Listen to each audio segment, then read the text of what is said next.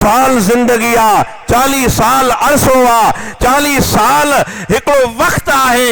पर सोने हबीब करीम सल्लल्लाहु अलैहि वसल्लम जे ज़ाते पाक जे मथा उन्हें 40 साल में न मुआशरो असर अंदाज थियो, न माहौल असर अंदाज थियो, न कि मुझे महबूब जे मथा समाज जो हालतों हावी थियो। पर खुदा जो कसम आ, दुनिया गवाह आ, तारीख शाहिद आ, मुझे हबीब करीम हिकड़े पंहिंजे किरदार अखलाक सा माहौल बदलाए ॾेखारिया, मुआशरा फेराए ॾेखारिया, समाज बदलाए ॾेखारिया।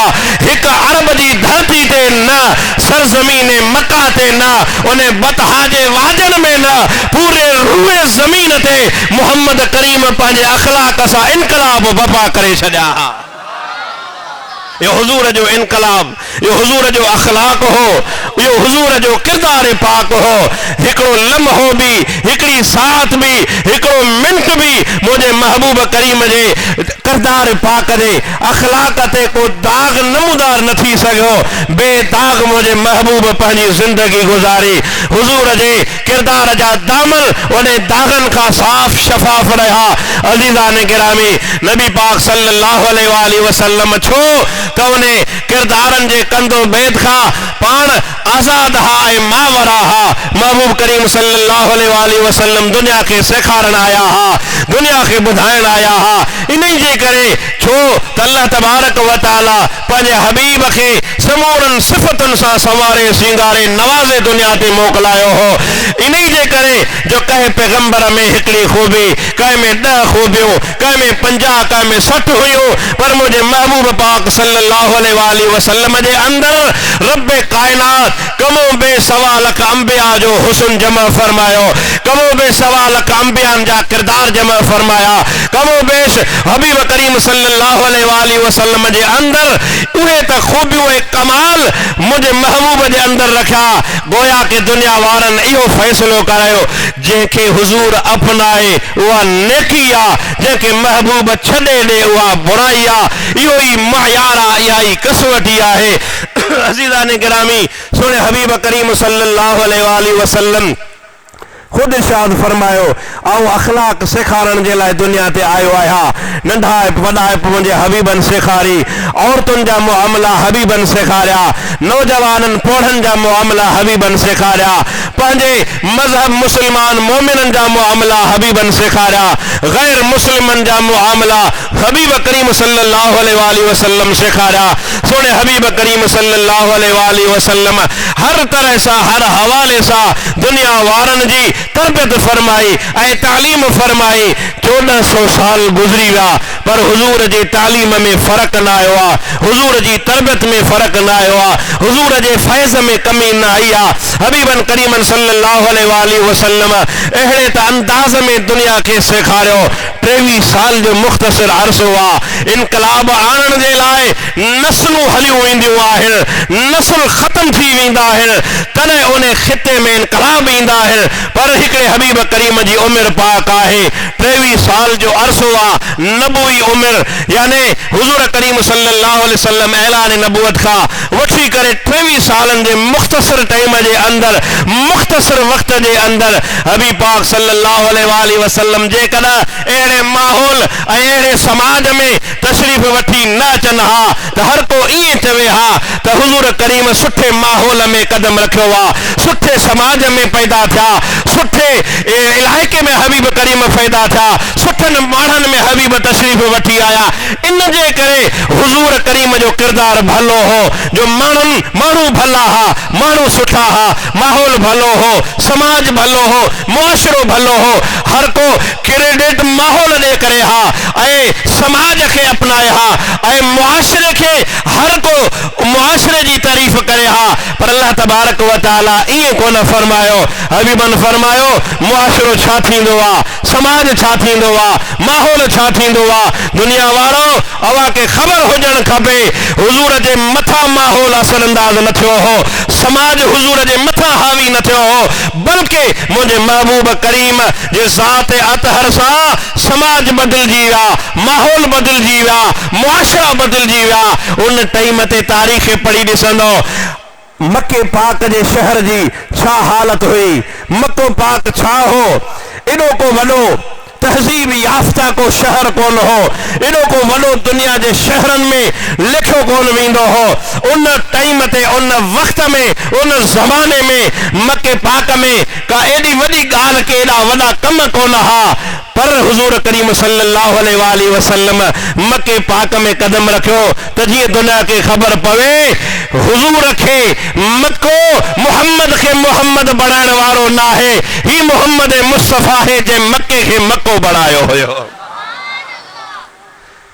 नबी करीम सल्लल्लाहु अलैहि वसल्लम जे कदा रमजान मुबारक में तशरीफ वठी अचन हा, हर को ये चवे हा रमजान शान वारो महीनो आ, इन जे करे हुजूर जो शान आ।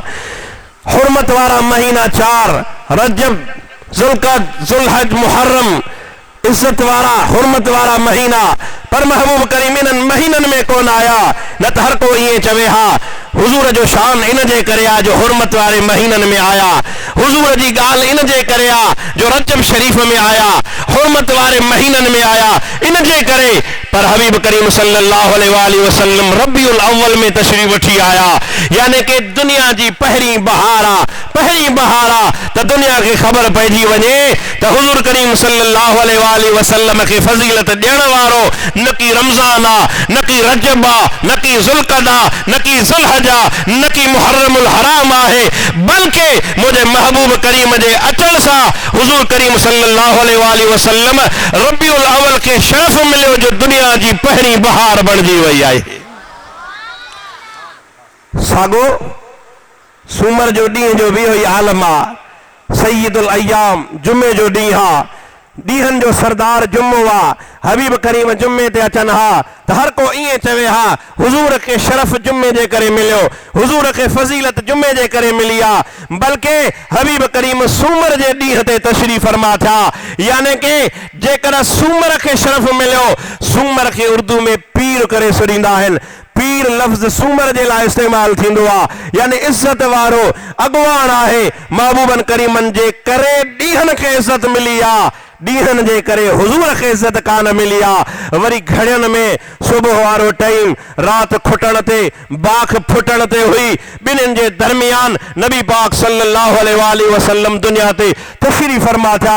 ही उहो टाइम आहे, बाख फुटी महल उहो वक्त आहे जेॾी महिल फजर जो आज़ानूं ईंदियूं आहिनि, रोज़े जो इख्तिताम थींदो आहे, रोज़ो बंदि थींदो आहे ऐं आज़ाननि जो टाइम शुरू थी वेंदो आहे। अवां गौर कयो हूंदो इन ॻाल्हि ते, हुजूर करीम सल्लल्लाहु अलैहि वसल्लम जी जॾहिं तशरीफ आवरी वारी घड़ी आ, जॾहिं उहा वक्त आ, वो जॾहिं उहा सात है उहा पल आहे, जिस सुहानी घड़ी चमका तैयबा का चांद, उस दिल अफरोज सात पे लाखों सलाम।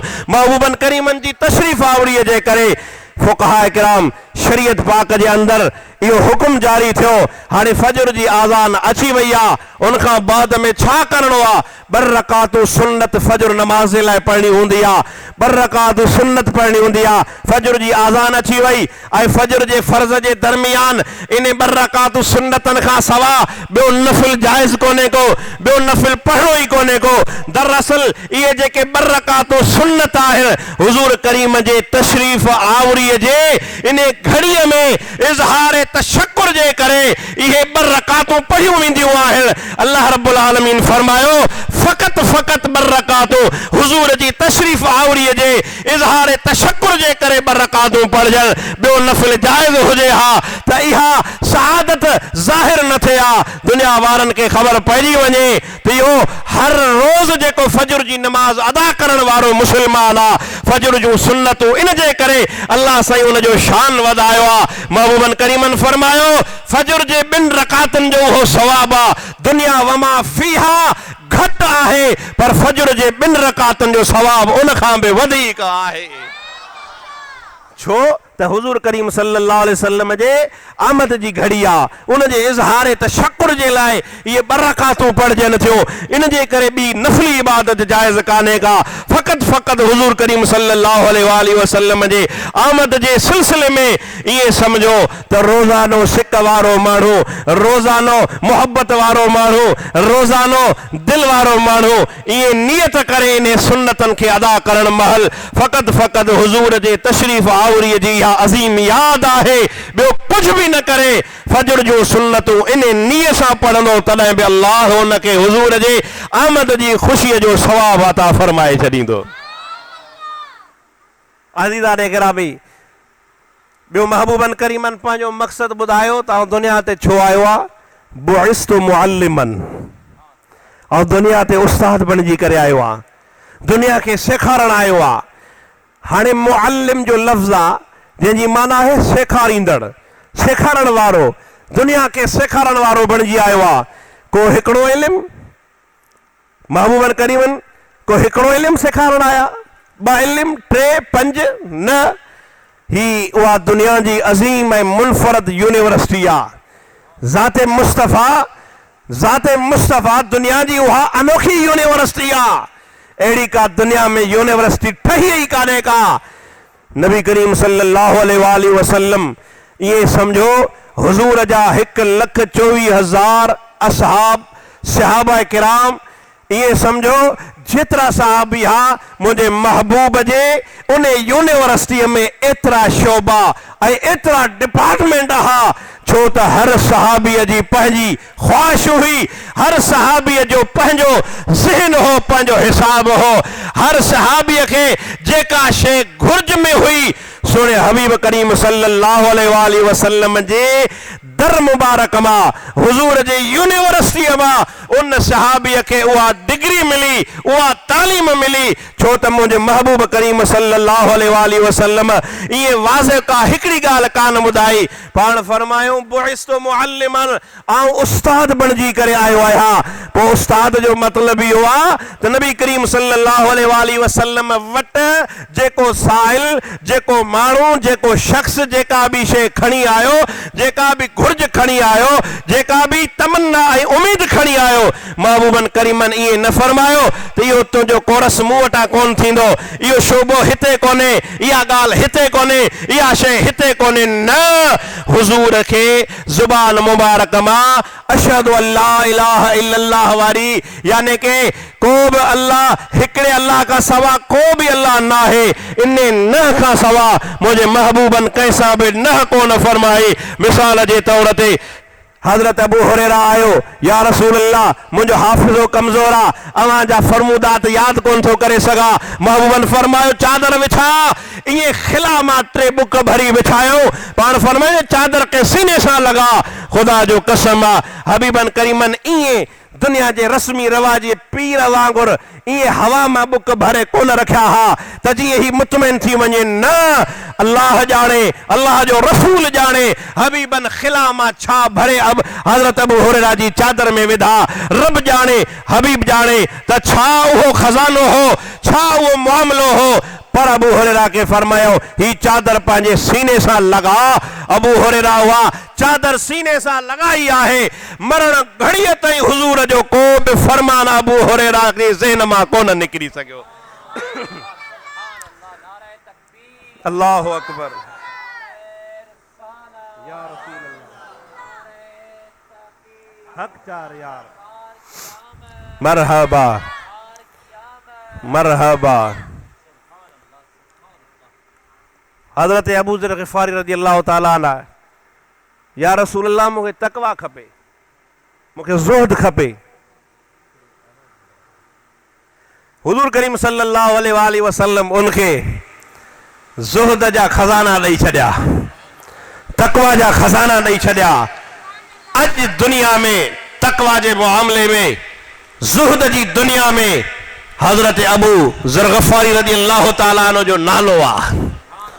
हजरत अबू बकर सिद्दीक रज़ी अल्लाह ताला अन्हु के हबीबन जे दर तां सदाकत मिली, फारूक आजम के अदालत मिली, उस्मान गनी के सखावत मिली, हैदर कर्रार के शुजात मिली, हसन अल मुज्तबा के सरदारी मिली, इमाम हुसैन आली मकाम के शहादत मिली है। जे सहाबी जेका घुर्ज कई, हजरत अनस रज़ी अल्लाह ताला अन्हु आया, या रसूलुल्लाह सल्लल्लाहु अलैहि वसल्लम दुआ घुरो, औलाद न थो थे। हबीबन दुआ फरमाई, अहिड़ी दुआ फरमाई, अहिड़ी दुआ फरमाई जो हजरत अंस जो खानदान 100 फर्दन खां मथे हुयो।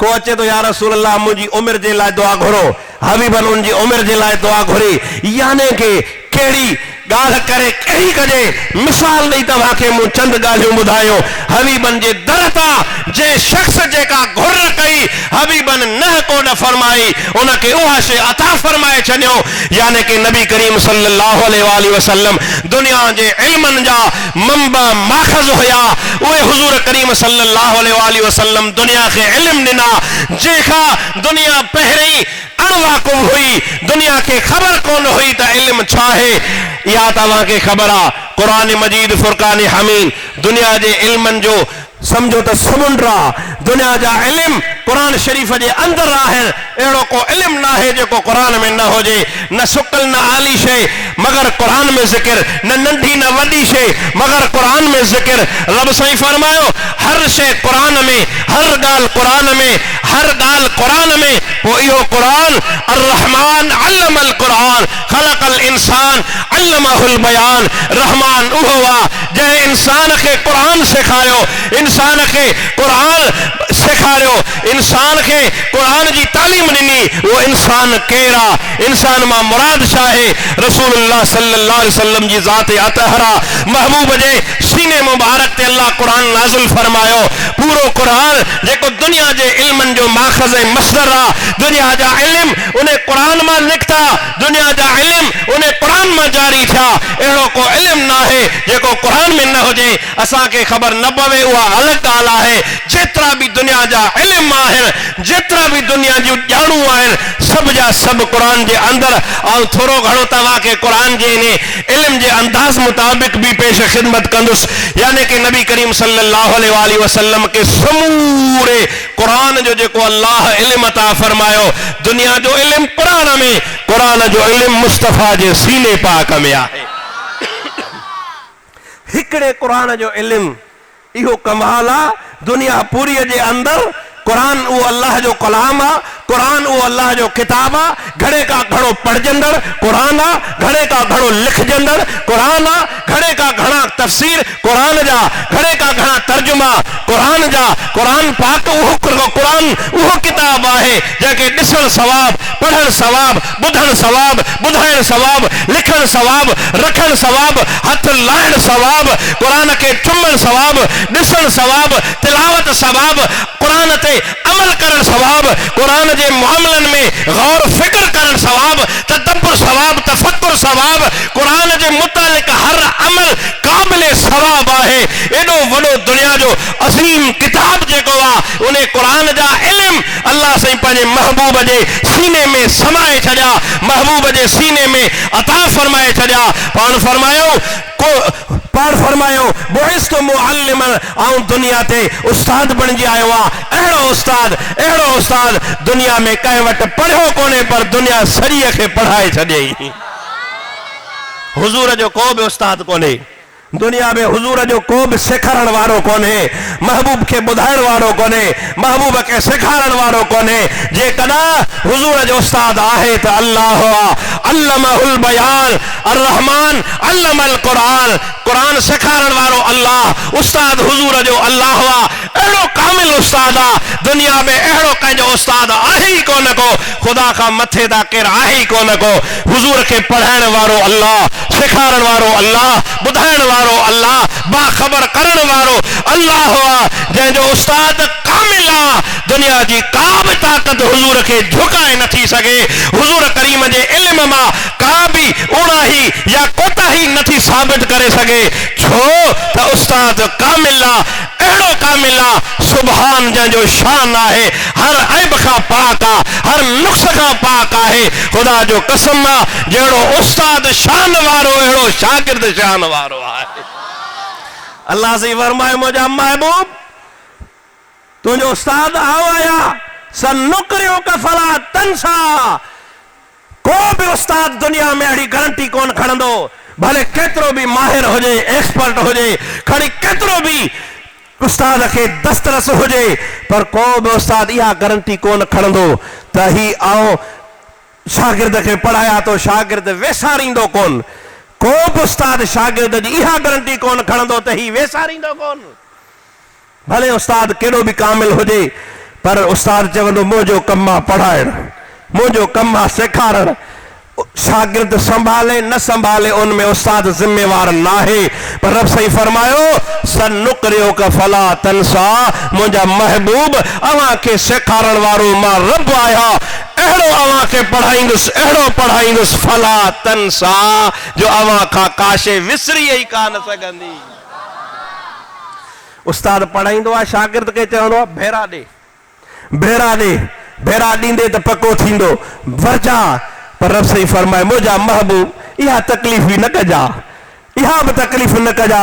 इन्नमा यस्सरनाहु बिलिसानिक लितुबश्शिर बिहिल मुत्तकीन, मुंहिंजा महबूब इहो क़ुरान अवां जे ज़ुबान ते असां आसान करे छॾियो आहे, आसान करे छॾियो आहे। अवां खे वरजाइण जी ज़रूरत न आहे। इन अलैना जमअहु, इने खे संभाले अवां जे सीने में महफूज़ करे रखण असांजो ज़िम्मो आहे। मुंहिंजा महबूब इहा बि तकलीफ़ अवां न कजो। क़ुरान पाक जे यादि रखण जो ज़िम्मो बि अल्लाह जो आहे, ख़ुदा जो कसम आहे। उस्ताद शागिर्द, उस्ताद किताब ॾींदो आहे, भाई किताब वठ पढ़जा। हाणे शागिर्द किताब फाड़े, हाणे उस्ताद तो जिम्मेवार ना है। गवर्नमेंट स्कूल में किताब दे थी, शागिर्द किताब फाड़े छॾनि, हाणे गवर्नमेंट तो जिम्मेदार कोने का। गवर्नमेंट जो कम आहे किताब ॾियण संभालण, शागिर्द जो कम आहे। महबूबन फरमायो, अल्लाह से फरमायो मुंहिंजा महबूब ही जेको क़ुरान अवां खे ॾिनो आहे इन के संभालण जी तकलीफ़ भी अवां जो कम न आहे। इन्ना नहनु नज़्ज़लना ज़िक्र व इन्ना लहू लहाफ़िज़ून, इहो क़ुरान नाज़िल भी मूं अल्लाह कयो आहे, इन जी हिफ़ाज़त जो ज़िम्मो भी मुंहिंजे मथां आहे। अहिड़ो अल्लाह पढ़ायो पंहिंजे हबीब खे। बुश्तो मुअल्लिमा, हुज़ूर उस्ताद बणिजी आया।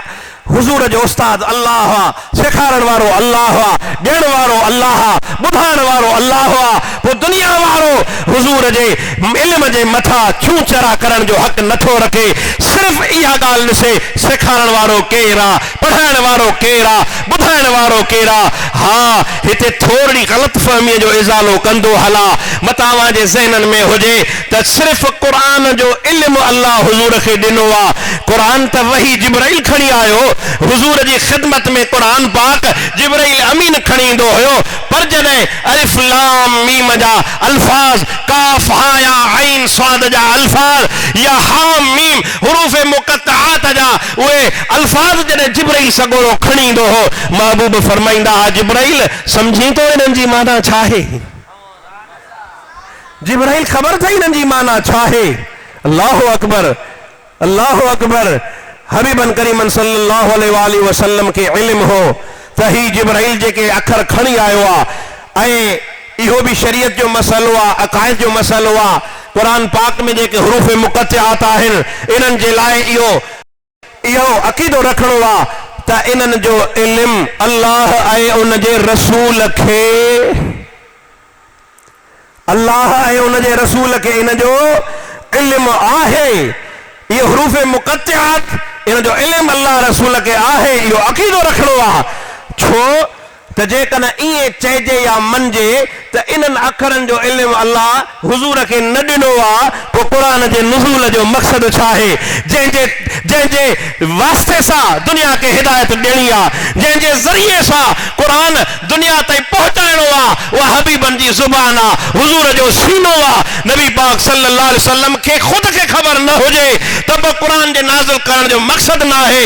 हबीबन करीमन खे इल्म आहे, इहो अक़ीदो रखणो आहे। रसूलुल्लाह सल्लल्लाहु अलैहि वसल्लम फरमायो जिब्राइल इन्हनि लफ़्ज़नि जी माना अचई थी, जिब्राइल ख़ामोश। महबूबन फरमायो मूंखे ख़बर आहे, महबूबन फरमायो मूंखे ख़बर आहे, ज़ाहिर जो हुकुम न आहे, मूंखे ख़बर आहे, ज़ाहिर जो हुकुम न आहे, मूंखे ख़बर आहे। अज़ीज़ान गिरामी, जिब्राइल अमीन जे दिल में थोरो मलाल पैदा थियो, रंज पैदा थियो त हेड़ी जेका ड्यूटी ख़िदमत आहे खणी अचण वारी, ऐं सम्झंदो आहियां त इन क़ुरान जो इल्म मूंखे आहे, पर जंहिं ॾे खणी वञा थो मूंखां अॻु में त उनखे इल्म अॻे ई मौजूद आहे। महबूबन फरमायो जिब्राइल सिर्फ़ ही तुंहिंजी शहादत आहे, तुंहिंजी ख़िदमत आहे। अल्लाह जी ख़िदमत मां, हुज़ूर जी ख़िदमत में, हुज़ूर जी ख़िदमत मां, रब जी ख़िदमत में, ख़ुदा जो कसम आहे रूए ज़मीन ते कंहिं बि पैगंबर जी ख़िदमत में जिब्राइल एतिरा दफ़ा हाज़िर न थियो। वध मां वध, वध मां वध हज़रत मूसा अलैहिस्सलाम जी ख़िदमत में मुख़्तलिफ़ कौल किन 60 लिखियो आहे, किन 300 लिखियो आहे। भले 300 ई बदिजे, 300 खां मथे जिब्रील कंहिं पैगंबर जी ख़िदमत में कोन आयो। महबूबन करीमन जी ख़िदमत में जिब्रील अमीन, रूहुल कुदस 23,000 दफ़ा ख़िदमत में हाज़िर थियो आहे। हुजूर जे ख़िदमत में शर्फयाब थियण वारो, शहादत हासिल करण वारो जिब्रील अमीन 23,000 दफ़ा जिब्रील खे इहा ख़िदमत हासिल आहे, इहा शहादत हासिल आहे। महबूबन करीमन सल्लल्लाहु अलैहि वसल्लम जी ख़िदमत में क़ुरान के खणी अचण जो जिब्रील जो ज़रियो हो। वरना मुंहिंजे महबूब अलैहिस्सलातु वस्सलाम खे सिर्फ़ इहो इल्मु न आहे जेको क़ुरान में आहे। सूरह नजम में रब साईं फरमायो फ़अौहा इला अब्दिही मा औहा। जिब्रील अमीन हुजूर खे मिअराज वारी रात जंहिंमें अल्लाह हबीब का सवा को हुयो ही कोन, उन वक्त जेके हुजूर जे कल्ब अतहर जे मथा अल्लाह जे तरफां जेके गालियों इल्म ऐं मामला हुजूर जे कल्ब जे मथा नाज़िल थिया, उन जो इल्म अल्लाह जाने, ॿियो उन जो महबूब जाने। इहो शान आहे हुजूर जे अचण जो, इहो मक़सद आहे मुंहिंजे महबूब जी दुनिया ते तशरीफ़ आवरी जो। हिकिड़ो त अख़लाक सेखारण, ॿियो दुनिया खे इल्म सेखारण ऐं इल्म सां आरास्ता करण। मुंहिंजे महबूब करीम जी तशरीफ़ आवरी हुजूर खां पहिरियों, हुजूर खां अॻु में, छो त 1.25 लाख पैगंबरनि जे मथां अचण वारो सदर जी हैसियत में मुंहिंजे हबीब पाक जी ज़ाते गिरामी हुजूर करीम जे तशरीफ़ आवरी जा चर्चा ज़िक्र ॻाल्हियूं अॻियनि पैगंबरनि जे ज़ुबाननि मां अल्लाह जारी फरमाया, अॻियनि किताबनि में अल्लाह सही ज़िक्र फरमाया।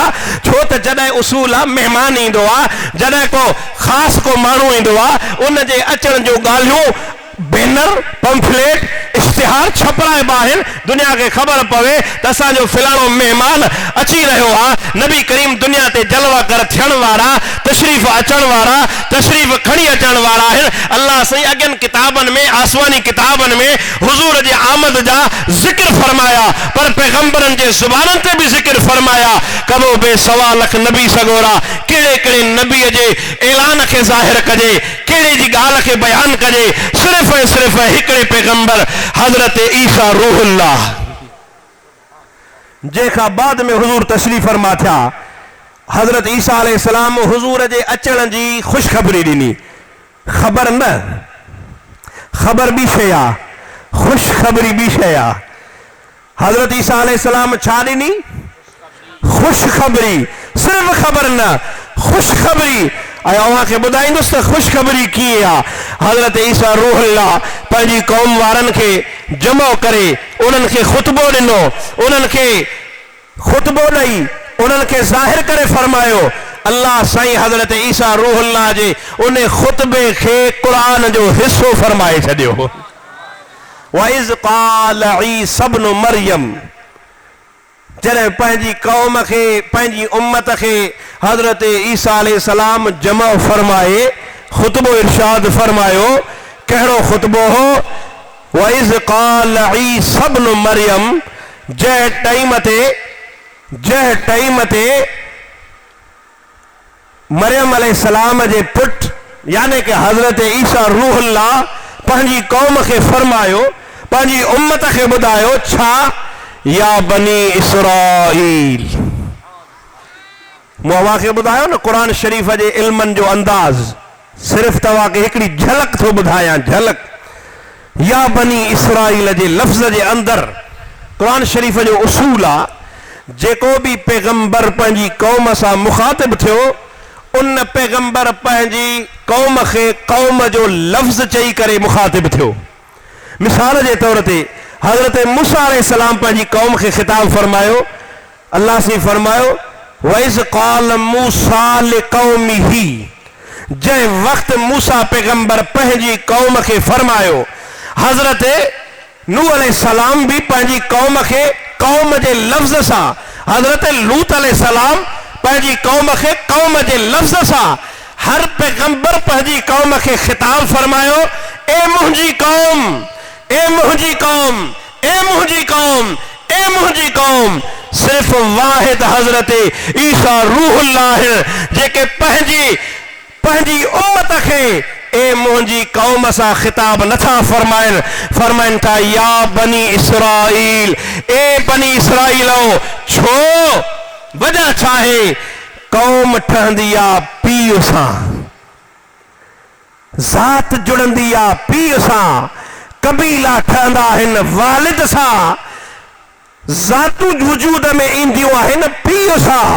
यानी कंहिंजो बि अबो कंहिं ज़ात वारो आहे त उन जो पुटु उन ज़ात वारो बणिबो, कंहिंजो अबो जंहिं कबीले जो आहे उन जो पुटु उन कबीले वारो सॾिबो आहे। पर जॾहिं त अल्लाह पंहिंजे पैगंबर ईसा अलैहिस्सलाम खे बिना पीउ जे पैदा फरमायो, हज़रत ईसा नबीअ जो अबो त हो ई कोन, वालिद हुयो ई कोन, पीउ हुयो ई कोन। हज़रत ईसा कीअं पंहिंजी उम्मत खे ए मुंहिंजी कौम चई करे ख़िताब फरमाए? जो त कौम पीउ सां जुड़ंदी आहे।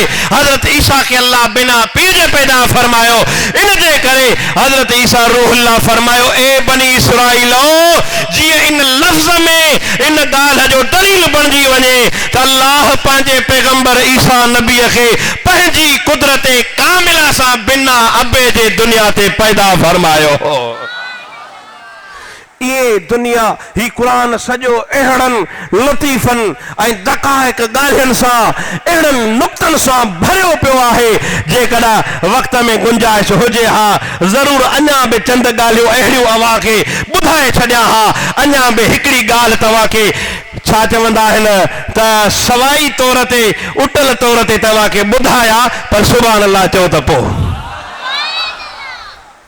सूरह अहज़ाब 21 से बारे में हिकिड़ी आयत सगुरिया अल्लाह सी फरमायो मा जअलल्लाहु लिरजुलिन मिन क़ल्बैनि फी जौफिही। अल्लाह साईं कंहिं बि हिकिड़े सीने में ॿ दिलियूं पैदा कोन कयूं आहिनि,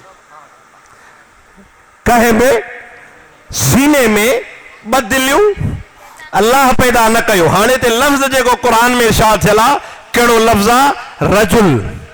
मा जअलल्लाहु लिरजुलिन। हाणे रजुल लफ़्ज़ जी अरबी में माना सिंधीअ में कंदा आहियूं, माना थींदी मर्द। रजुल जी माना है मर्द। हाणे तर्जुमो हीअं कबो त कंहिं बि मर्द जे सीने में अल्लाह ॿ दिलियूं कोन पैदा कयूं आहिनि।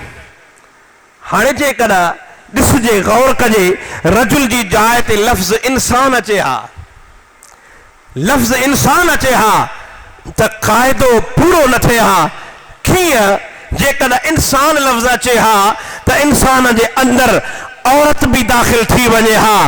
पोइ हामिला सूरत में औरत खे जॾहिं हमल हूंदो आहे उन सूरत में उन जे अंदर में ॿ दिलियूं हूंदियूं आहिनि, हिकिड़ी उन जी दिलि, ॿी उन औरत जे ॿार जी दिलि। पर अल्लाह साईं फरमायो रजुल जो लफ़्ज़ फरमायई, इंसान लफ़्ज़ कोन फरमायो, छो त इंसान में औरत बि दाख़िल थिए हा, पोइ ही क़ाइदो पूरो न थिए हा। तंहिंजे करे रब साईं फरमायो कंहिं बि हिकिड़े मर्द जे सीने में अल्लाह ॿ दिलियूं पैदा कोन कयूं आहिनि। बाक़ी औरत हामिला हुजे उन सूरत में ॿ दिलियूं थी सघनि थियूं।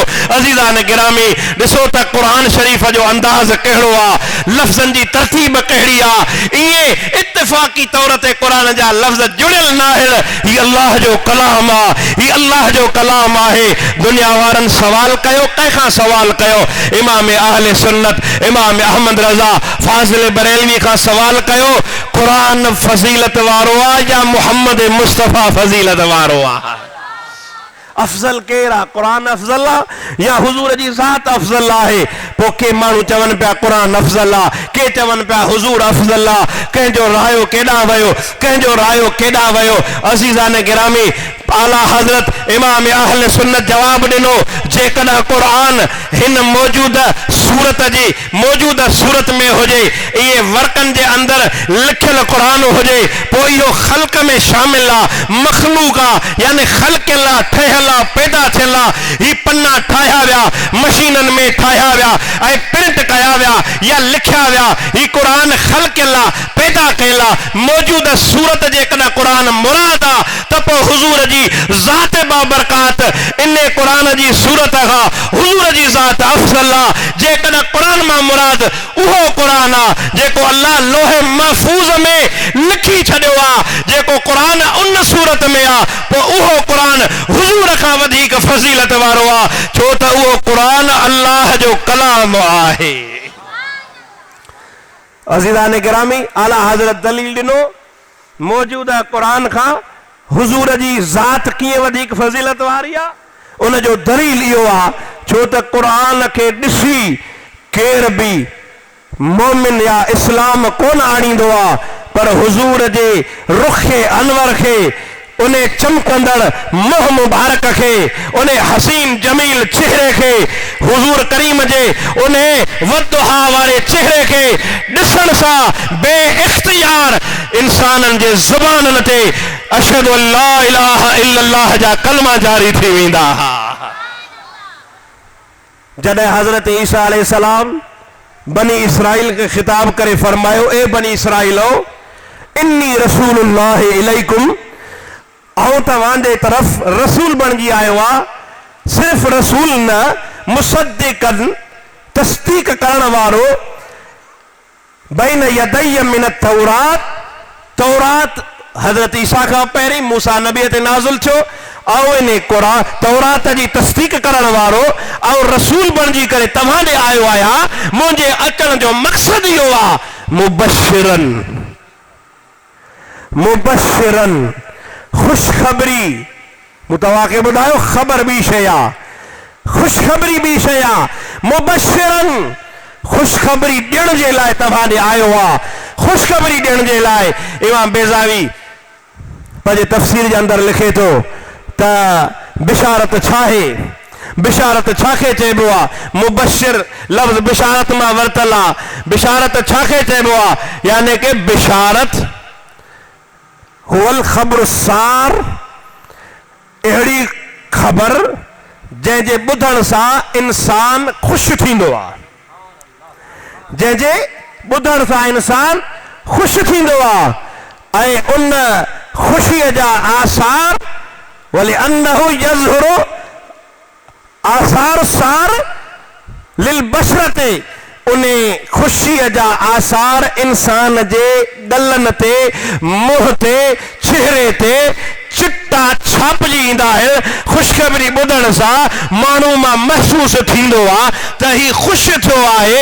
हज़रत ईसा अलैहिस्सलाम सिर्फ़ हुजूर जी ख़बर न ॾिनी, बल्कि ख़ुशख़बरी ॾिनी जो उन टाइम ते मुंहिंजे हज़रत ईसा रूहुल्लाह इहा ख़बर ॾींदे यकीन सां मुंहिंजो प्यारो हबीब अलैहिस्सलातु वस्सलाम जे आमद जी ख़ुशख़बरी ॾींदे हज़रत ईसा रूहुल्लाह बि ख़ुशि थियो हूंदो, ॿुधण वारा बि ख़ुशि थिया हूंदा। आमना जे लाल जी तशरीफ़ आवरी आहे ई अहिड़ी तशरीफ़ आवरी आहे जो अव्वलीन बि ख़ुशि थींदा त आख़िरीन बि ख़ुशि थींदा आहिनि। याती मिन बादी मुबशिरन बिरसूलिन, तव्हां थोरो तवज्जो कजो। हज़रत ईसा अलैहिस्सलाम खुशखबरी ॾिनी, कंहिंजी खुशखबरी, रसूलिन अज़मत वारे रसूल जी, जेको याती मिन बादी मूंखां बाद में दुनिया ते तशरीफ़ खणी ईंदो। हत्ता के मिन बादी इस्मुहु अहमद, उन जो नालो मुबारक अहमद हूंदो। ही हज़रत ईसा अलैहिस्सलाम जो इल्म आहे। हुजूर अञा दुनिया ते आया न, हज़रत ईसा अलैहिस्सलाम अॻे ॿुधाइनि पिया ऐं इहो बि ॿुधाइनि पिया त हू रसूल जी हैसियत सां ईंदो। इहो बि ॿुधाइनि पिया त उन जो नालो मुबारक अहमद हूंदो। हुजूर जे ज़ाती इस्मनि मुबारकनि में मुहम्मद हुजूर जो ज़ाती इस्म, अहमद ज़ाती इस्म, इन खां सवाइ ॿिया जेके बि आहिनि सभु सिफ़ाती नाला। मुहम्मद दुनिया वारा धरती वारा सॾींदा आहिनि, अहमद फर्शन अर्शन वारा सॾींदा आहिनि, आसमान वारा हुजूर खे अहमद जे नाले सां सुञाणंदा आहिनि, ऐं दुनिया वारा धरती वारा मुहम्मद जे नाले सां सुञाणंदा आहिनि। हज़रत ईसा रूहुल्लाह हुजूर जो अहमद नालो ॿुधायो, मुहम्मद कोन ॿुधायो।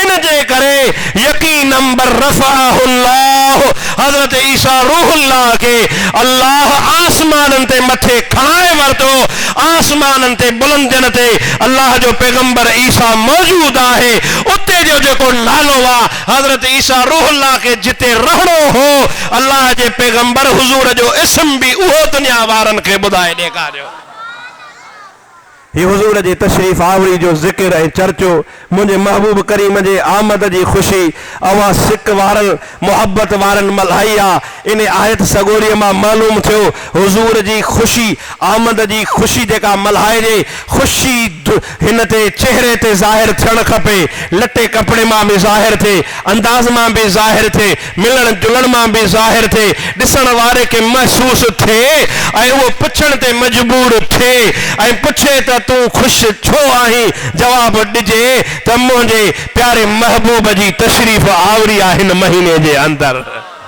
इज़हार थियण खपे इज़हार जो हुक्म आ अल्लाह रब्बुल आलमीन हिन महफिल के मुनक़द करण वारे के अजर ऐं सवाब अता फरमाए खोड़ सारियूं भलायूं बरकतूं अता फरमाए अवां जेके शरीक थिया आहियो अल्लाह रब्बुल आलमीन मुंहिंजी अवां जी हाज़िरी भी अल्लाह से पंहिंजी बारगाह में मक़बूल ऐं मंज़ूर फरमाए व आख़िर दावाना अनिल हम्दुलिल्लाहि रब्बिल आलमीन।